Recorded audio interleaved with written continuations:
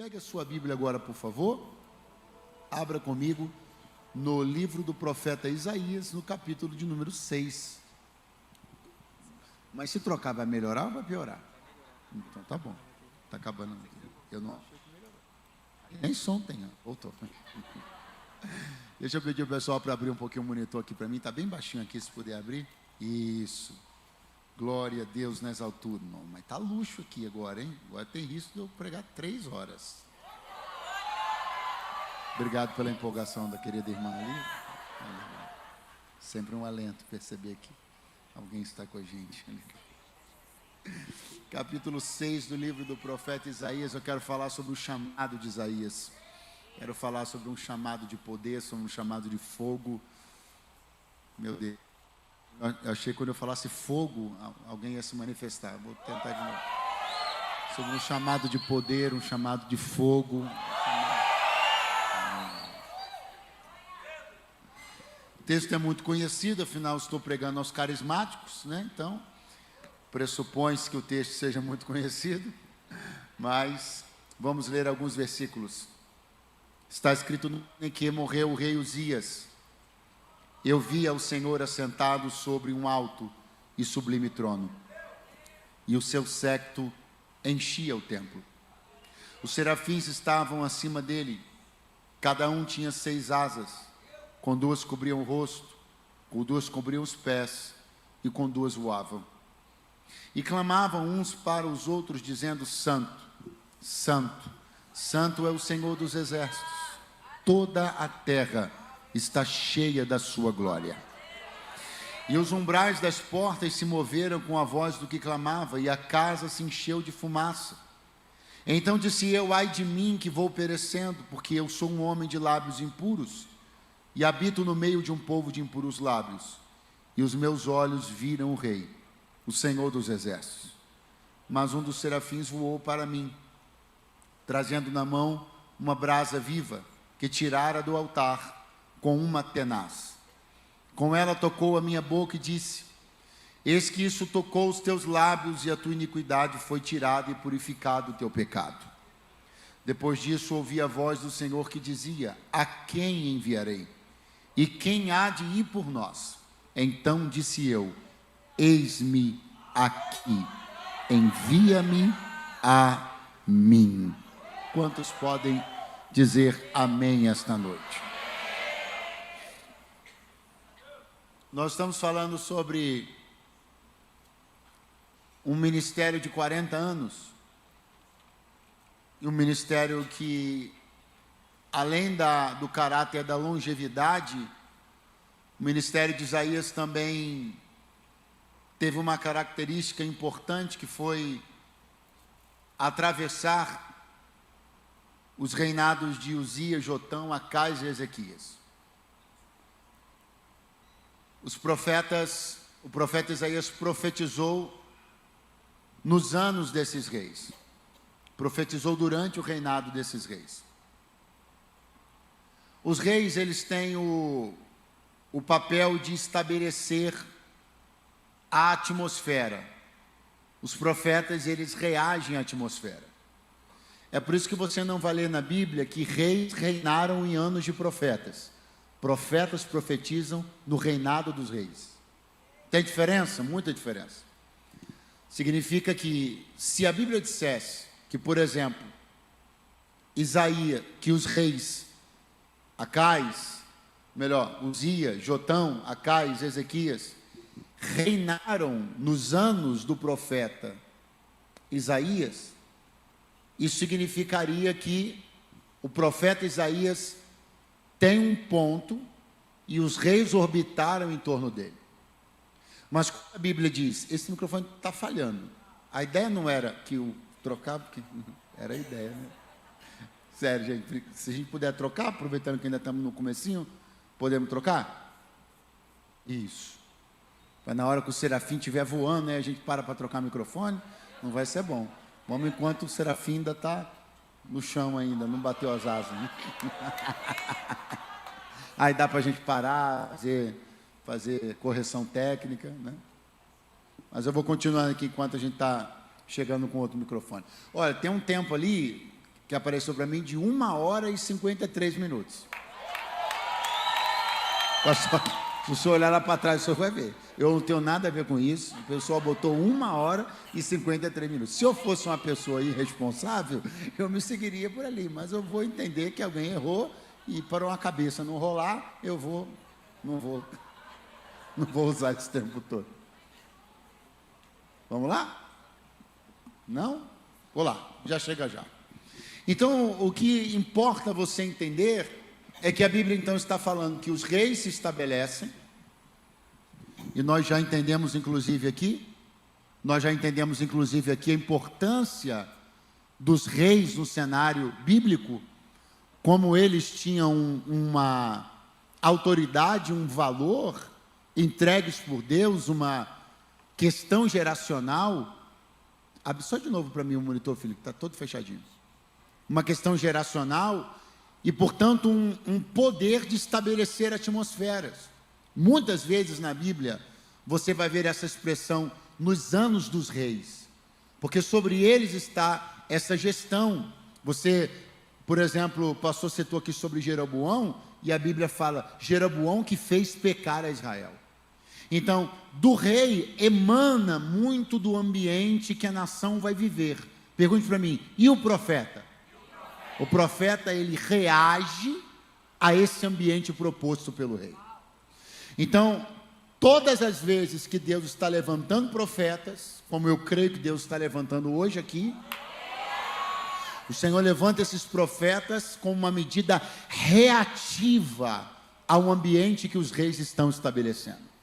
Então, se a política, se a cultura, se os governos estão estabelecendo ambientes, os profetas reagem a esses ambientes. Eles são boca de Deus, são vozes de confronto, de anúncio, e no nome do Senhor eu creio que é isso que está acontecendo e permanecerá acontecendo. O Senhor está levantando vozes, não para serem condescendentes, mas para serem poderosamente dissonantes às vozes do mundo, para que o reino de Deus seja estabelecido. Então o profeta Isaías profetiza durante 40 anos, seu ministério reage às atmosferas estabelecidas pelos reinos de Uzias, Jotão, Acais e Ezequias. E dentro disso, quando nós olhamos o capítulo de número 6, que é um capítulo que tem cheiro de chamada, jeito de chamada, gosto de chamada, mas não é muito bem chamada. Se você considerar que Isaías não foi chamado para o ministério no capítulo 6, ele já estava profetizando há alguns anos. Mas o capítulo 6 foi tão poderoso na vida de Isaías, que a partir dali até pareceu que as coisas estavam começando.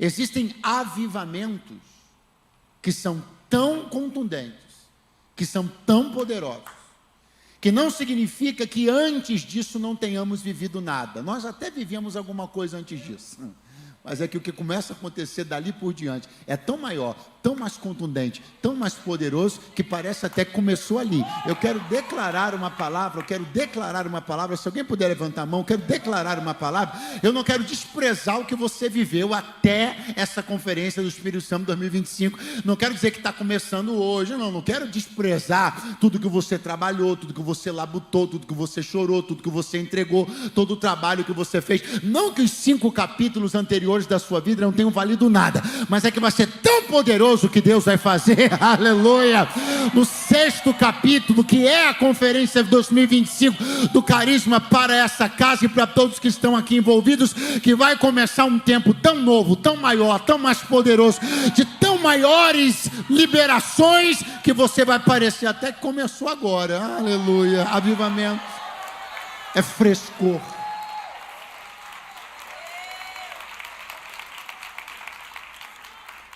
Avivamento é frescor. Avivamento é a devolução do frescor. É você comer uma comida fresca e de repente aquela mesma comida, um tempo depois, ter de novo aquele mesmo gosto de frescor. Quando então a gente olha para o capítulo de número 6, esse avivamento ministerial de Isaías começa com uma localização de espaço, melhor, uma localização de tempo, quando ele mesmo diz: no ano em que morreu o rei Uzias. Então toda a visão, toda a movimentação profética, simbólica, literal, tem de tudo aqui, que vai acontecer com Isaías. Ele data isso, ele localiza isso temporalmente, dizendo: no ano em que morreu o rei Uzias. Eu via o Senhor assentado sobre um alto e sublime trono. Essa visão que Isaías tem de algo tão longínquo, de algo tão distante, mas que ele me faz entender que, embora os olhos dele estejam para algo que está muito longe, ele também está enxergando elementos muito próximos. Ele fala sobre o altar, ele fala sobre o séquito que desce e que enche o templo, ele fala que a casa se enche de fumaça. Então ele está falando que os olhos dele estão vendo o trono, mas ele, dentro da experiência, está no templo. Vamos de novo. Os olhos no trono. Os olhos no, mas ele está no. Quando homens de Deus foram levantados, quando tiveram experiências de avivamento, grandes cenários que envolveram o chamado de grandes homens de Deus aconteceram em lugares diversos. Com Jeremias, por exemplo, Deus fez coisas lindas, como, por exemplo, mandá-lo descer à casa do oleiro. Com Ezequiel, por exemplo, o Senhor deu-lhe uma visão de um vale de ossos secos. Mas com Isaías, nem vale, nem outro lugar qualquer, mas sua experiência e seu avivamento se dão dentro de uma ambiência que era muito importante para que algumas coisas na sua vida e no seu chamado não se perdessem. Quando ele menciona o nome do rei Uzias, ele me faz imediatamente lembrar que ele está falando a respeito de uma pessoa, de um rei, que tem uma relação bastante íntima e bastante lamentável com o templo.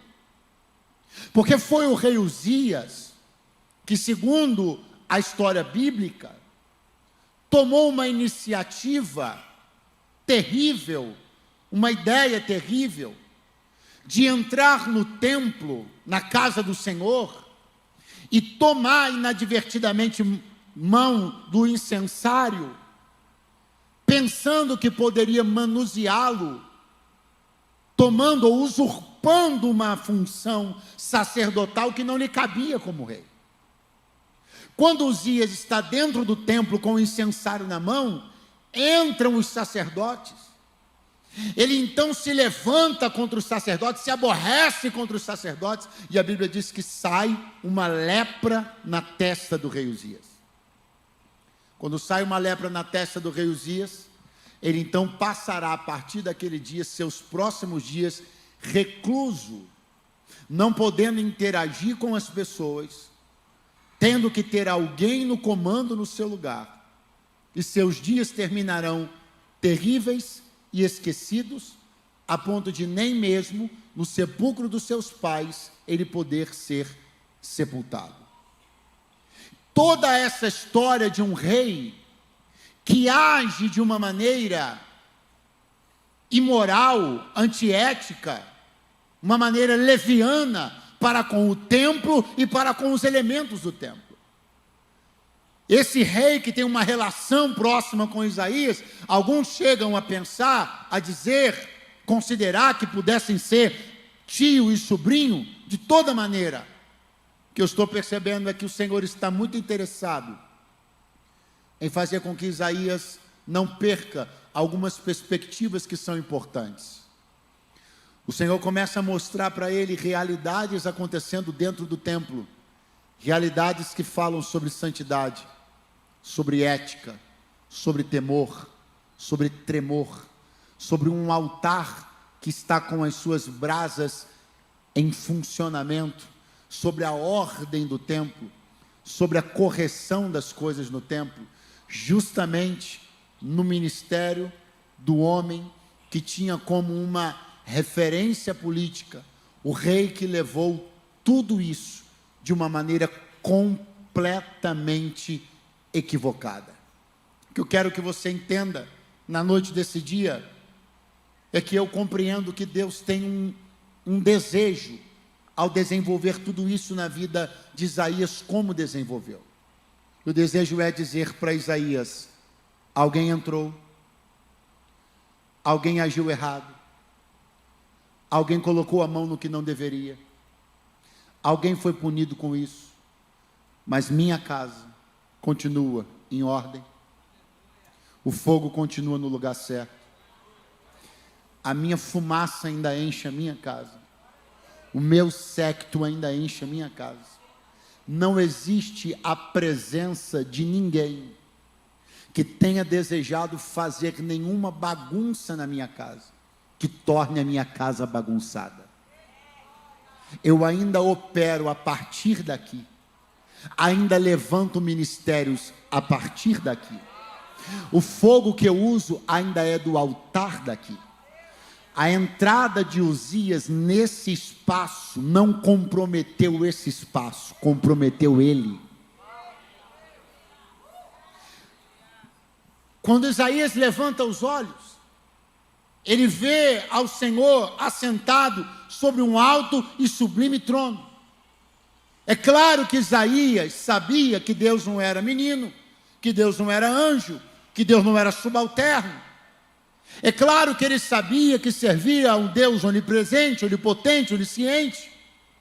Mas essa visão vai trazer ainda mais solidez, ainda mais consistência para o fundamento da grandeza do Deus que Isaías serve, o Deus que o comissionou, o Deus que o chamou para o ministério. Isaías precisava ter uma visão ainda mais clara, ainda mais contundente a respeito de soberania. Repete comigo: soberania, grandeza, autoridade. Quando eu continuo passando para frente as páginas da Bíblia Sagrada, eu vou chegar 10 capítulos depois, no capítulo de número 16. E no capítulo de número 16 está registrado um pouco daquilo que já é pouco a respeito da história pregressa de Satanás. Não se sabe muito e nem foi falado biblicamente de maneira muito aberta a respeito das coisas ocorridas nos tempos anteriores da eternidade, antes da fundação do mundo, sobre Satanás. E sobre o pouco que se sabe, um pouco disso foi entregue ao profeta Isaías, um pouco entregue ao profeta Ezequiel. O que eu quero dizer a você é que no capítulo 16, Deus decidiu falar a Isaías a respeito da realidade do adversário, mostrar um pouco da história pregressa de Satanás. Mas isso foi no 16, porque no 6, Deus já havia mostrado para Isaías sobre o seu trono, sua altura, seu poder, sua soberania. E agora não tem problema nenhum, não mexe em nada, não altera nada, saber sobre o diabo, para quem primeiramente já soube quem é Deus. Eu fico preocupado com pessoas que querem acessar mais informação sobre o diabo do que sobre Deus. Pastor, tem. Você vai se admirar com o que eu vou dizer agora. Tem crente que fica mais interessado em saber sobre o que há de oculto no reino das trevas do que conhecer sobre o reino da luz. Exatamente por isso existe tanta perturbação, desorientação. Exatamente por causa disso existe tanta gente que não consegue chegar a determinados níveis na fé, antes disso morre, antes disso sucumbe, porque expõe-se a realidades e conhecimentos sobre o império das trevas, antes de estar plenamente fortalecido a respeito do reino da luz. Eu não vi Deus falar sobre o diabo para Isaías, antes de contar para Isaías sobre si mesmo, antes de falar sobre a tentativa de usurpação de um trono.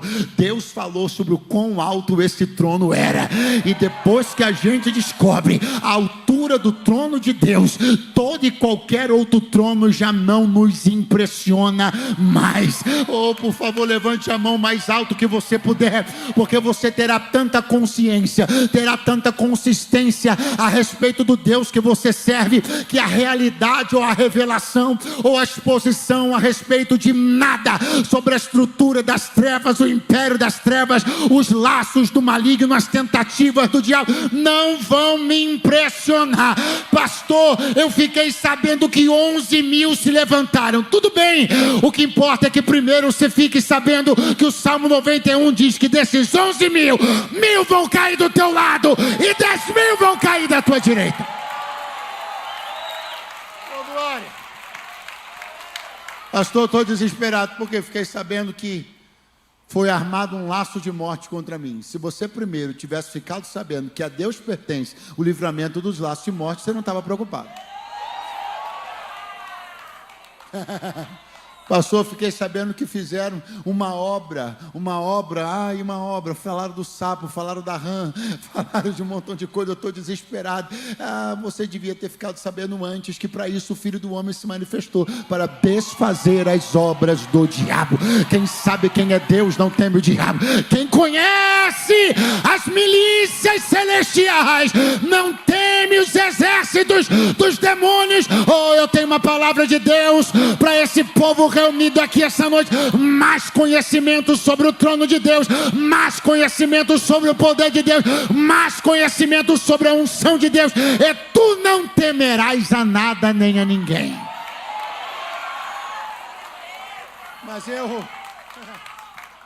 Mas eu vejo pessoas que se encantam.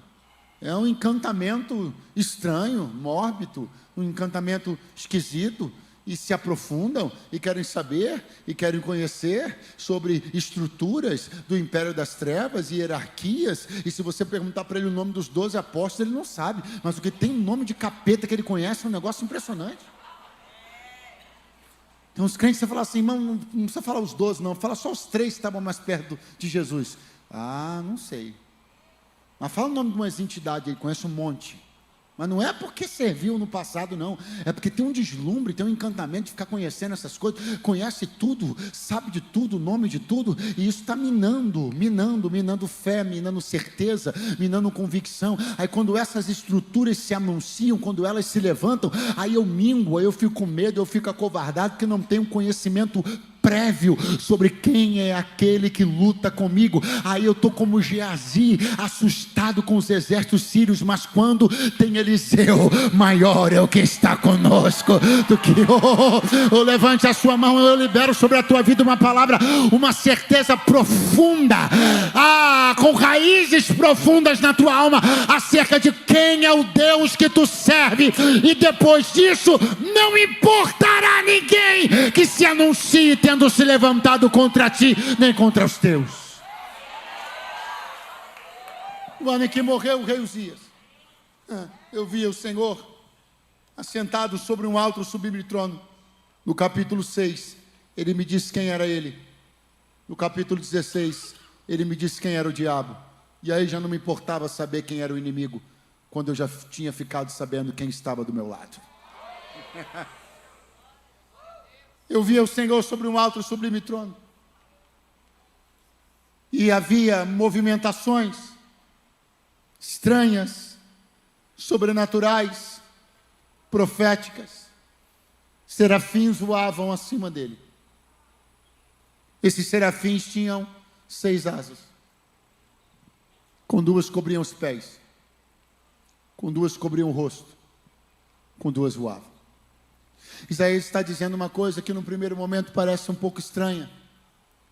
Ele diz que os serafins voavam acima do trono. Repete comigo: os serafins Muito fraco. Os serafins voavam acima do trono. Não te parece estranho pensar algo que esteja acima do trono? Não te parece incoerente dentro da visão de grandeza, soberania que temos de Deus, e é correto ter, que existam seres que estejam voando acima do trono? Só que esses seres que têm na sua posição de espaço, está acima do trono, veja o que eles fazem. Eles clamam uns para os outros: Santo, Santo, Santo, Santo é o Senhor dos exércitos. Toda a terra está cheia da sua glória. Eles usam 2 asas para cobrir o rosto, 2 asas para cobrir os pés, e 2 asas eles voam. Mas a pergunta continua: não é estranho pensar que eles estejam acima do trono? O Senhor está mostrando uma coisa para Isaías. O Senhor está mostrando a Isaías: eu não estou preocupado, eu não estou nem um pouco preocupado com a posição desses serafins. A posição deles não me aflige, a posição deles não coloca em risco a minha posição, a posição deles não me afeta, a posição deles não me ameaça. Eles estão aparentemente acima, é só uma posição espacial, mas não existe ninguém que esteja acima de mim.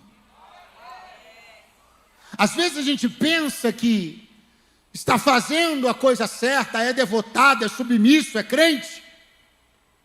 Quem adota uma posição aparentemente humilde, aparentemente que está por baixo.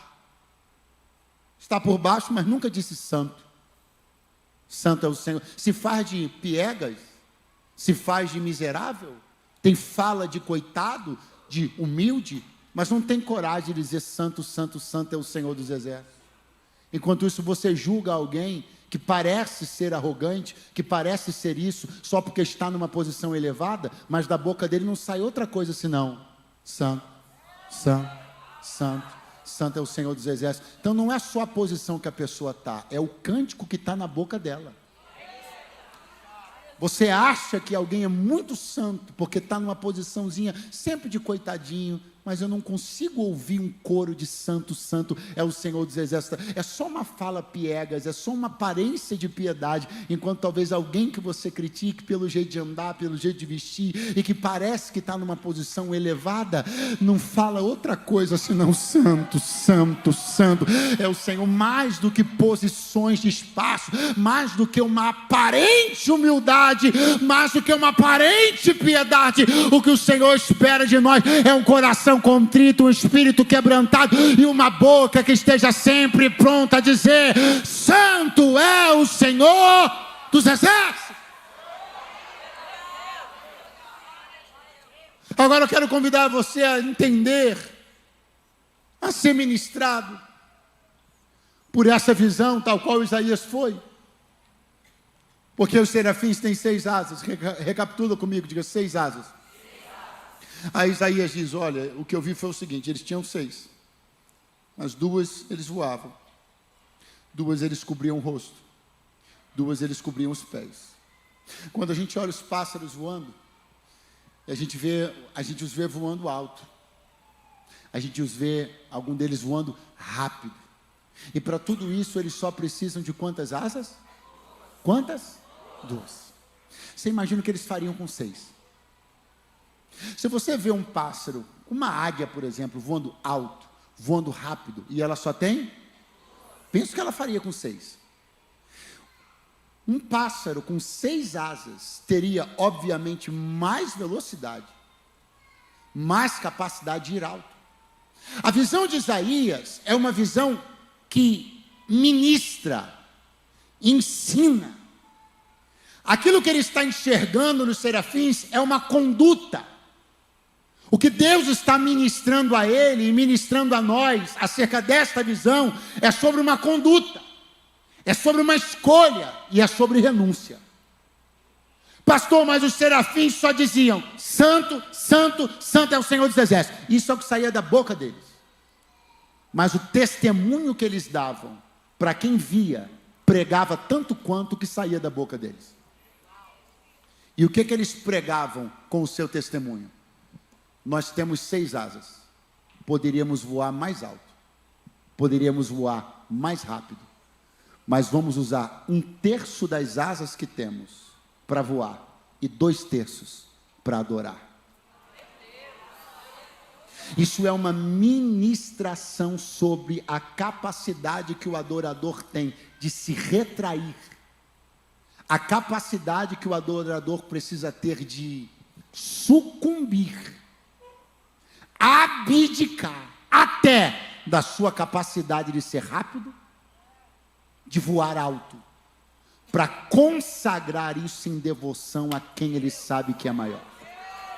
O que eu estou declarando aqui na noite desse dia, segure a mãozinha da pessoa que está do seu lado, por favor. O que eu estou declarando aqui na noite desse dia é o seguinte: existem pessoas aqui com quem eu estou falando que muita gente não sabe, mas o Espírito de Deus sabe. Ele me trouxe para te dizer: eu sei que você poderia estar voando mais alto, eu sei que você poderia estar ganhando mais dinheiro, eu sei que você poderia nem estar morando nessa cidade, mas quando eu olho para você e quando a sociedade olha para você, meu nome vai ser glorificado, não só pelo cântico que sai da tua boca, mas por aquilo que você teve coragem de abrir mão, alturas de voos que você teve coragem de abrir mão, velocidades de voo que você teve coragem de abrir mão, não para dedicar isso a outros, mas para dedicar isso em consagração e adoração ao meu nome. Mas eu tenho uma palavra para te entregar: eu poderia ter morrido sem saber a realidade devocional dos serafins. Isaías poderia ter morrido sem saber a realidade devocional dos serafins, mas numa visão Deus decidiu: aquilo que eles abrem mão para me adorar não vai ficar oculto, eu vou mostrar. E do mesmo jeito Deus me autoriza a dizer: aquilo que você tem aberto mão para o louvor da glória do Senhor não ficará oculto. Vai ser testemunho para mais gente. Vai ser testemunho para mais gente. Vai ser testemunho para outros profissionais. Vai ser testemunho para outros empregados. Vai ser testemunho para outros empresários. Vai ser testemunho para outros ministros. Mais gente vai ter a visão. Mais gente vai perceber. Mais gente vai notar que de tudo que você foi aparelhado, você poderia ter usado tudo que você foi aparelhado em prol do seu próprio voo, da sua própria altura, da sua própria velocidade. Mas você decidiu abrir mão da maior parte dos aparelhos que a vida te deu, a família te deu, os negócios te deram, o dinheiro te deu, e usar só uma parte para o seu voo e a maior parte para bendizer o nome daquele. Ou quantos estão por aí? Levante as mãos, abre a sua boca por alguns segundos, bendiga o nome do Senhor. Oh, as Sagradas Escrituras dizem, Isaías está olhando essa poderosa visão: a casa se enche de fumaça, os umbrais das portas estão se movendo. E de repente ele chega a uma constatação, e eu consigo entender, que eu acho que não seria diferente comigo. Ele disse: eu vou morrer. Ai de mim, vou perecer, eu vou morrer, porque os meus olhos viram o Rei. Eu vi, e agora não restará a ele outra alternativa senão me matar, porque eu não deveria ter visto o que vi. Eu não tenho condições de ter visto o que vi. Então eu entendo que ele não terá outra alternativa senão me matar. Eu não posso continuar vivo depois de ter visto o que vi. Agora tem um detalhe sobre visão e morte, visão e vida. Houve um homem cujo ministério até tem algumas semelhanças em alguns pontos com o de Isaías. Estou falando de Moisés. Um dia, Moisés fez uma oração e ele disse para Deus: rogo-te que me mostres a tua glória. Deus falou para ele: deixa eu te falar, Moisés, ninguém nunca me viu e sobreviveu. Então eu vou precisar editar um pouco do seu pedido, para que você não morra pelo que pediu. Então eu vou editar o seu pedido e vou criar uma maneira de você conseguir um pouco do que quer, mas continuar vivo para desfrutar. Então você sobe no monte, sobe na pedra, eu te coloco na fenda da rocha. Quando eu passar, eu te cubro pela minha mão, você vê pelas costas. Agora presta atenção, quem foi que disse que queria ver? Moisés que disse que queria ver, sim ou não? Isaías disse que queria ver quem? Isaías pediu para ver o que viu? Isaías pediu para ver o que viu? Então escute, como Moisés pediu, Deus disse assim, eu vou ter que ajeitar o teu pedido, senão você morre. Porque o nosso pedido, o pedido que sai de nós, ele sai cheio de nós. Cheio da nossa fraqueza, cheio da nossa debilidade, cheio da nossa ignorância. E a gente pode pedir coisas que podem nos matar. Agora, quando Deus expuser você a algo, você não morre. Pastor, melhora, com todo prazer. Sabe por que Isaías não ia morrer? Porque ele não pediu para ter aquela visão. Quando você arrumou, quando você quis, quando você deseja, você está sob sua própria conta e risco. Agora, quando é Deus que decide te mostrar, Ele garante que você vai viver. Tem uma palavra de Deus para alguém aqui. Tem uma palavra de Deus para alguém aqui. Visões que nós procuramos podem nos matar. Visões que Deus nos dá não matam.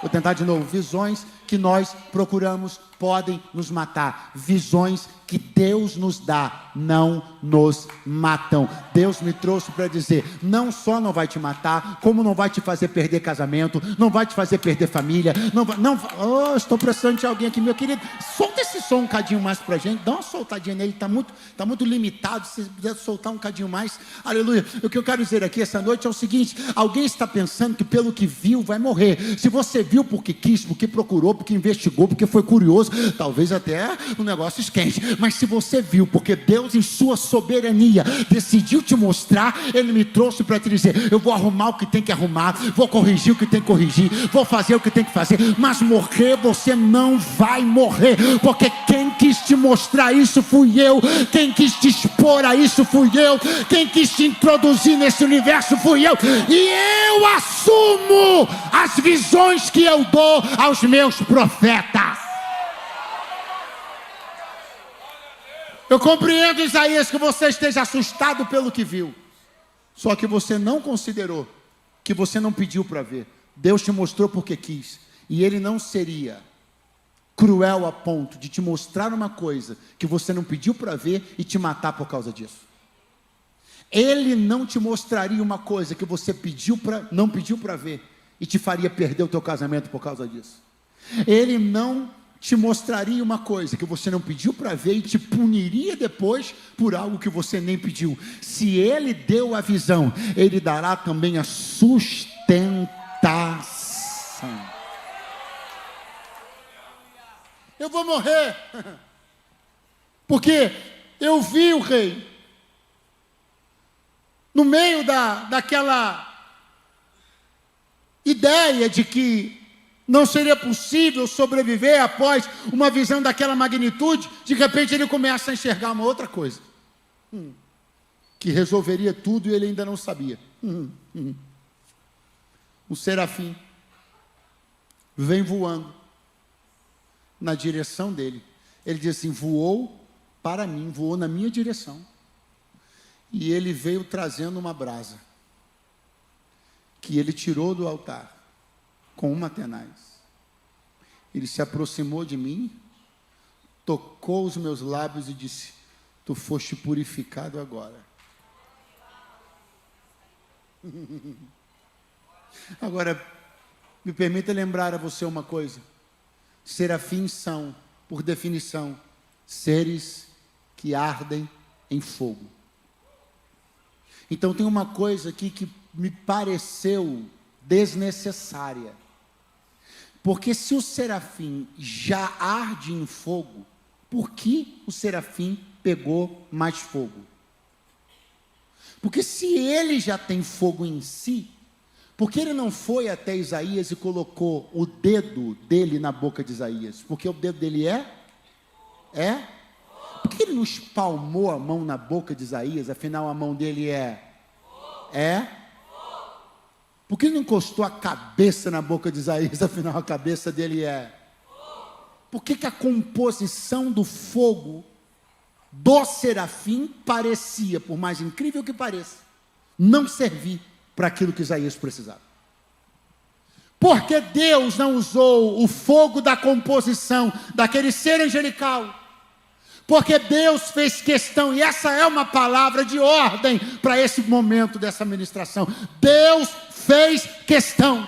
Repete comigo: Deus fez questão de que o fogo que purificasse Isaías não saísse do dedo, da mão, do pé ou de qualquer outra parte da composição corporal do serafim, e sim que esse fogo saísse do altar.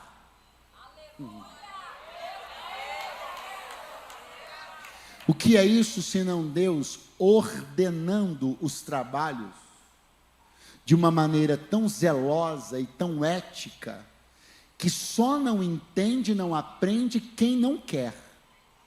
Porque o que Deus está ministrando é o seguinte: você pode ter fogo, eu posso ter fogo, o anjo pode ter fogo, mas quando Deus quer legitimar um ministério, Ele usa para isso o fogo do altar. Pastor, mas tem um profeta aqui em Brasília que ele é fogo puro. Muito bom, glória a Deus, não é presente que eu quero conhecer. E ele foi lá em casa, colocou a mão na minha cabeça, ele disse, glória a Deus, maravilhoso. Então daqui a pouco o mesmo Deus que falou com ele vai falar com o seu pastor também. Um aleluia, um glória a Deus lá na livraria.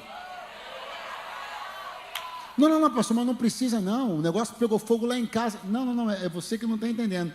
Para o teu ministério ser legitimado, não serve o fogo do profeta não. Tem que ser o fogo do altar da casa que você serve. Porque isso é sobre ordem. O reino de Deus é ordeiro. Deus não trabalha com desordem, não tem desmantelamento, não tem poderes paralelos. A coisa é do jeito que é. A Jerusalém de Deus é o templo do Senhor, é o altar de Deus, onde o fogo foi aceso uma vez para nunca mais apagar. Eu quero dar um glória a Deus, porque eu sei que estou pregando para gente que sabe que se não começar aqui, não tem validação espiritual. Se não começar aqui, pode ser qualquer coisa menos ministério validado debaixo da santidade do Altíssimo. Eu não quero ser validado por poderes paralelos, eu não quero ser validado por autoridades paralelas. Eu quero que o fogo que me valide venha do altar da casa do meu Pai. Questão daqui a pouco isso vira uma bagunça. É um montão de gente, para lá e para cá, validando o ministério, levantando os outros, ordenando um, consagrando o outro, ungindo um no monte, na campina, no salabilá Deus aonde? E o fogo do altar, que é bom, camarada não respeita, não reverencia. O fogo do altar, da Jerusalém dele, da casa dele, onde Deus colocou um sacerdote para cuidar dele, esse fogo ele não vê. Não gosta, não zela, não serve. Se tu não tiveres expediente de serviço nesse altar, não venha dizer para mim que você está fazendo obra de Deus em canto nenhum.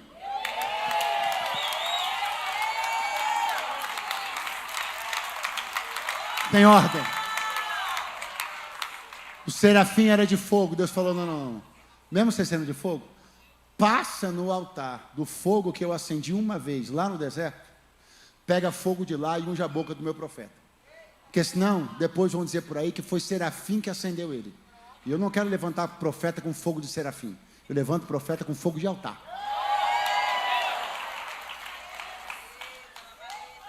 Esse serafim, eu não vou demorar, pega essa brasa numa tenaz. Vai lá no profeta Isaías. Toca nos lábios dele. E fala assim para ele: você foi purificado. Quem diz aleluia? Esse problema que você acabou de dizer que tinha, quando você falou, eu sou um homem de lábios impuros, habito no meio de um povo de impuros lábios. Então, quando você abriu a boca e foi honesto ao dizer, eu sou como eles são como eu. Eu estou no meio e não consigo ser diferente do meio. Sou um produto do meio. O meio me influenciou e não eu influenciei o meio. Eu fiquei como eles e eles são como eu. Não? Eu sou um homem de lábios impuros e habito no meio de um povo de impuros lábios. Então a questão não é exatamente o povo no meio do qual você habita. O problema é você ser igual a eles. A questão não é você abandonar a faculdade. A questão é você não ser um homem impuro no meio de um povo de impuros lábios. Você continua indo na mesma faculdade, mas não vai ser como eles. O problema de Isaías não é a parte 2, não é habito no meio de um povo de impuros lábios. Porque ele não tem capacidade de mudar o todo, ele tem capacidade de mudar a si próprio. Um dos versículos mais mal interpretados. Eu acho que não é nem mal interpretado, é inventado. As pessoas inventam uma coisa que não está escrita. Mas não vos conformeis com este mundo. Mas, vamos lá. Mas não vos conformeis com este mundo, mas, isso aí. É transformai-vos pela renovação da vossa mente. Deus não diz para você transformar o mundo, Deus diz para você se transformar. É transformai-vos, não transformai-os. O primeiro compromisso de transformação que eu tenho é comigo. Eu me transformo pela renovação do meu entendimento. Eu não tenho compromisso de transformar o mundo. Não, pastor, não. Seu compromisso é ser transformado. E aí você reflete a glória de Deus. Aí os efeitos vão acontecer naturalmente. Você dá fruto, você testemunha Deus, você testemunha o Rei, mas porque você se transformou. Isaías está dizendo, o mundo está ruim, eu estou ruim também. O Senhor está dizendo, mas se tu ficar bom, as coisas melhoram. Vem um anjo, como Atenais, toca nos lábios e diz, você está purificado. O problema é que você anunciou aquilo que você disse está vivendo. Quando você disse, sou um homem de lábios impuros. Foi resolvido agora com fogo. Foi resolvido agora com brasa. Eu disse para você que em alguns aspectos o ministério, o chamado de Moisés, tinham algumas coisas parecidas com o de Isaías. Uma das coisas parecidas é essa presença muito forte do elemento fogo. Porque também no chamado de Moisés, houve um elemento que chamou muito a sua atenção. Você se lembra qual foi? A sarça que pegava fogo, mas não se consumia. E aí ele olhou para lá, e aí o Senhor disse, tira a sandália dos teus pés, que o lugar onde você está é terra santa. Você conhece a história. E daqui a pouco, no curso da conversa, quando Deus vai chamando Moisés, ele fala assim, Senhor, não posso, porque eu sou um homem de língua pesada. Eu tenho um problema aqui, Senhor, também aqui, ó, na minha fala, na minha boca, tem um problema por aqui. Os dois profetas têm problemas mais ou menos na mesma região, na boca. Moisés tem um, Isaías tem outro. Agora, quando Moisés falou, eu tenho um problema, sou pesado de língua, tenho um problema na boca, o Senhor foi e falou assim, vou levantar teu irmão, Arão. Você fala para ele, ele fala para Faraó. Você repara como Deus tomou uma atitude muito prática? Tinha uma sarça ali pegando fogo, não tinha? Tinha ou não tinha? Moisés acabou de dizer, eu tenho um problema, eu sou pesado de língua. Não parecia que fazia lógica para ficar bem pentecostal assim, né? O Senhor ia lá, pegava um pedaço daquela sarça, enfiava na boca de Moisés. Não ia ficar pentecostal? Ia ficar muito parecido com o que aconteceu com Isaías. Mas por que com Isaías Deus usou fogo e com Moisés Deus só usou um intérprete? Porque o problema de Moisés não era impureza. Impureza se resolve com fogo. Uma vez eu vi uma cena que nunca mais esqueci. Estava numa igreja, no carnaval agora de 2025. E tinha um pastor bem senhorzinho, quando terminou o culto, bem senhorzinho mesmo. E não bastasse ser bem senhorzinho, bem idoso, aparentemente também bem indouto. Ele começou a se dirigir à igreja, ele queria falar algumas coisas sobre os próximos dias, mas ele não lembrava o nome das pessoas que iam estar ministrando no outro dia. E aí, daqui a pouco se levantou um pastor bem mais jovem. Eu tenho para mim que devia ser filho, genro, ou um obreiro, né, que caminhava há muito tempo, que tinha um carinho muito grande com ele, você percebia isso? E aí aquele obreiro começou a chegar pertinho dele, e ia falando no ouvido dele, aí ele falava, aí tinha coisa que o pastor falava, aí o outro pastor pegava o microfone e melhorava, né, ajustava a coisa, ajustava a informação, o dia certo, a hora certa. Pastor, o que tem a ver com isso? Tudo. Cabem intérpretes quando a boca é santa.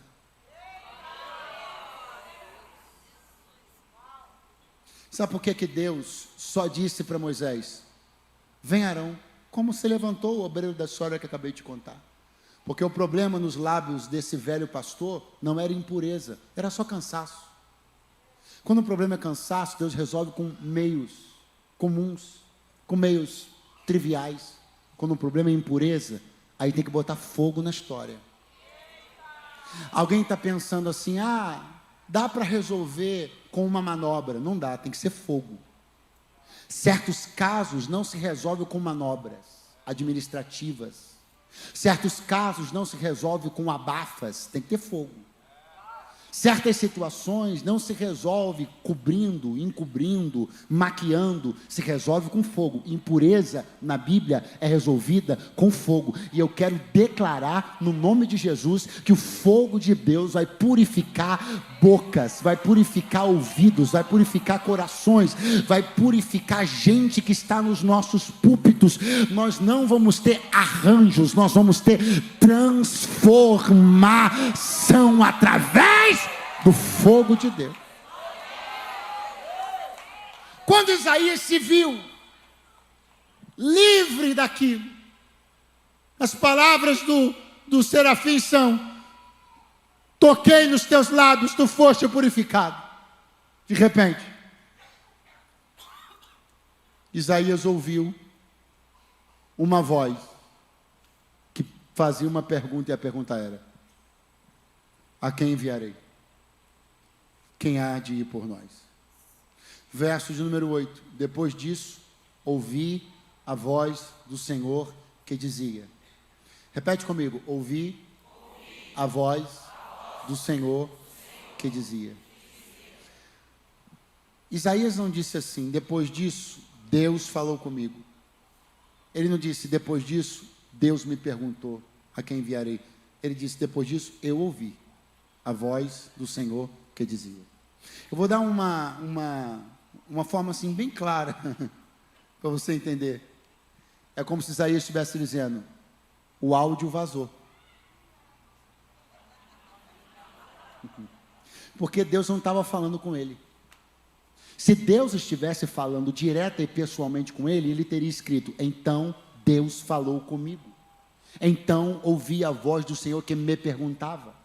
Mas ele diz: eu ouvi a voz do Senhor que dizia. Uma coisa é eu chegar para você e perguntar: a quem eu vou enviar? Como é seu nome, querido pastor? Esqueci. Celiton. Uma coisa é eu chegar e dizer assim: Celiton, a quem eu vou enviar? Quem há de ir por nós? Uma outra coisa é estarmos, eu, pastor Esdras, conversando aqui, e ele está passando e a gente está conversando: a quem enviarei? E ele ouve. O que Deus está dizendo é o seguinte, o que o texto está deixando claro é o seguinte: o Senhor abriu o áudio na eternidade e deixou vazar para ver quem se importava. Porque alguém está dizendo assim: Deus não falou comigo, e o Senhor está dizendo: mas eu deixei o áudio vazar. Alguém está dizendo: o dia que Deus me chamar vai ser meu CPF, a placa do meu carro. Para de graça, o áudio já vazou. Alguém está dizendo: se Deus tivesse uma coisa comigo mesmo, então o pregador hoje vai estar com uma coisa assim, uma roupa assada. Eu tenho certeza que você não falou um tênis vermelho. Não falou. Aí você se arrebentou. Se tivesse falado um tênis vermelho, você acertava. Porque nós estamos criando formas e maneiras de nos distanciar, de ficarmos alheios a esse chamado. Isaías não quis ficar alheio, Isaías quis ser participante. Nem o nome dele Deus falou, ele falou assim: eu. Quando aquilo que Deus quer fazer torna-se exposto, quem quer participar levanta a mão e diz: eis-me aqui. Esse Carisma 25, o áudio está aberto, os planos do Senhor estão expostos, e quem quiser vai dizer: eis-me aqui. Não dá mais tempo. Não dá mais tempo você ficar fazendo prova Prova de Gideão, vê-lo seco, vê-lo molhado, vê-lo encharcado, vê-lo... É hora de você perceber que se existe uma demanda, você é a oferta. É hora de você começar a perceber que se você for exposto a uma crise, talvez você seja quem vai resolvê-la. Não adianta, José, você ficar dentro do Egito sendo mais um engolido pela crise. Talvez você tenha ido para lá para você dar a saída para essa crise. É tempo de não nos omitirmos, não nos esquivarmos, não fingirmos que não é conosco. Aquilo que Deus permitiu que nós fôssemos expostos, é isso que Ele nos quer ver participar. Eu prego aos Isaías esta noite que não precisarão ter seus nomes citados, eles se incluirão, eles desejarão, eles quererão, eles dirão: eis-me aqui. Agora você sabe, e eu encerro, porque tudo isso aconteceu, porque tudo isso foi possível, porque Isaías foi levantado, porque ele não entrou impuro e saiu impuro, porque que ele não entrou indigno e saiu indigno, porque a vida dele pôde ser mudada dentro do templo naquele dia. Pergunte por quê? Porque cumpriu-se. Mais um dia, entre tantos, centenas e milhares de outros, cumpriu-se a ordem dada pelo Senhor. Levítico 6:13. E o fogo arderá continuamente sobre o altar, não se apagará. Daqui a 1, 2 anos, você vai ter Olimpíadas, de novo 3, não sei, enfim, daqui a pouco tem. E aí vai começar a percorrer o país das Olimpíadas, a tocha com fogo, e entrou em avião, submarino. Mas hoje é fácil. Hoje, com tantos elementos e artifícios químicos para se preservar uma chama, fácil. Difícil é fazer um fogo permanecer aceso, numa peregrinação de 40 anos no deserto. Mas aquilo que Deus disse a Moisés, em Levítico 6:13, foi cumprido por Moisés, Josué, pelos juízes, pelos sacerdotes. E ainda nos dias de Isaías, aquele fogo que Deus recomendou categoricamente, que não podia se apagar, estava aceso. E quando o serafim veio voando, encontrou o altar em dia. Quando o serafim veio voando, encontrou o fogo Vamos pensar uma coisa aqui, nesse 1 minuto final? Você imagina se justo naquele dia tivesse dado preguiça no sacerdote? Porque talvez naquele dia o sacerdote pudesse ter pensado: já tem tanto tempo com isso aceso, é um dia só. Mas era o dia que o profeta messiânico ia ser avivado. Já pensou, sacerdote, se tu falha naquele dia? Pastor, onde o senhor quer chegar? Não, já cheguei. Você nunca sabe o que Deus pode estar preparando. Então o seu papel, filhão, é manter o fogo aceso todo dia.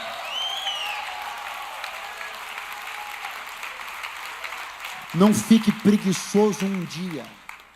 Não suba uma tribuna para pregar preguiçoso um dia. Não pegue para fazer um louvor e ministrar um louvor sem vontade ou sem consagração um dia. Porque pode ser que no dia que você ficou preguiçoso foi o dia que Isaías veio no culto. E aí, se o avivamento na vida de alguém escolhido por Deus for atrasado porque você não botou fogo no altar aquele dia, eu quero ver com que cara você vai se apresentar diante de Deus no próximo dia. Quando nós nos omitimos da tarefa de manter o fogo no altar, nós estamos tirando de alguém o benefício de ser avivado.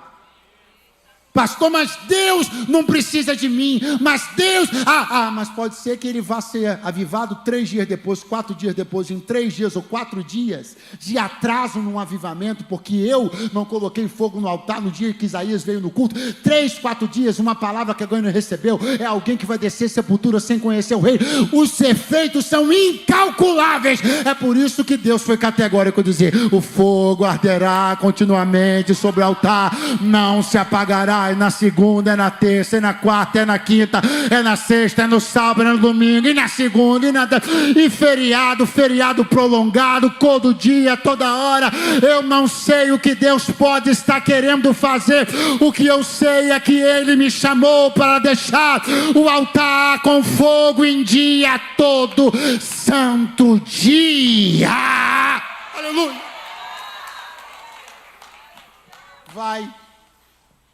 Vai que no dia que você decidiu cochilar, ser displicente, o dia que você decidiu ser displicente com fogo no altar, foi o dia que uma suicida em potencial sentou do seu lado no ônibus.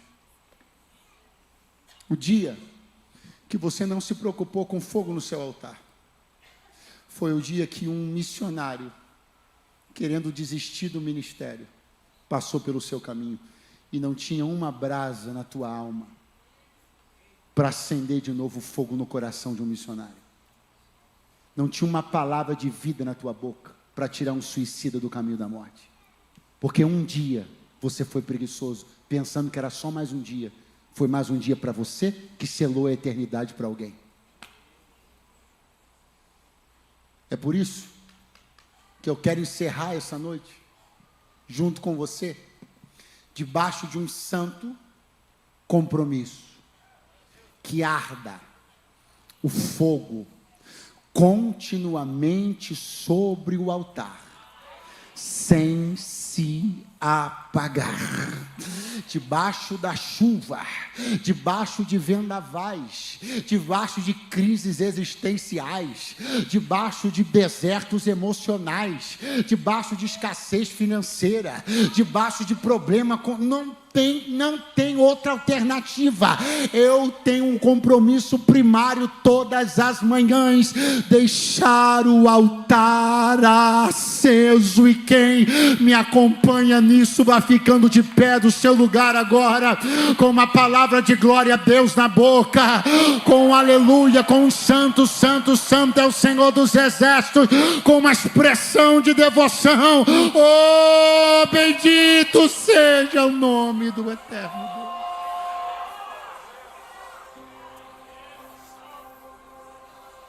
Eu já vivi outras coisas nos capítulos anteriores do meu ministério, mas eu estou querendo muito que esse seja o 6º capítulo da minha vida, que essa noite seja o 6º capítulo, que nessa noite, de uma maneira muito tremenda, Deus marque a minha vida com a brasa do altar. Eu não quero fogo estranho, eu não quero a euforia dos picos emocionais, dos treinamentos de desenvolvimento pessoal, não. Eu quero fogo do altar. Eu não quero as emoções passageiras dos romances do cinema. Eu quero a transformação verdadeira que só quem pode oferecer é o fogo do altar. Eu não quero a ilusão de que mudei. Eu quero mudar de verdade no poder transformador do fogo no altar. Eu não quero fingir que alguma coisa mudou. Eu quero que mude de verdade, de dentro para fora, no poder do fogo no altar. Se alguém mais além de mim está interessado em que o fogo do altar toque a tua boca agora, toque os teus lábios, toque os teus pés, toque as tuas mãos, toque os teus olhos, onde houver impureza seja queimada agora, todo impedimento da tua vida, do teu corpo, da tua alma, do teu espírito, seja rompido e vencido agora. Toda atadura, toda cadeia, toda mordaça, todo nó, seja vencido agora no poder do nome de Jesus. Tem fogo nesse altar, tem fogo nesse altar, tem fogo nesse altar, tem fogo nesse altar. Não tem emoções passageiras, tem fogo nesse altar. Não tem pirotecnia, tem fogo nesse altar. Não tem só fumaça de aparelhos, não, tem fogo nesse altar. Não tem só luzes cênicas, não, tem fogo nesse altar. Não tem só telão bonito, não, tem fogo nesse altar.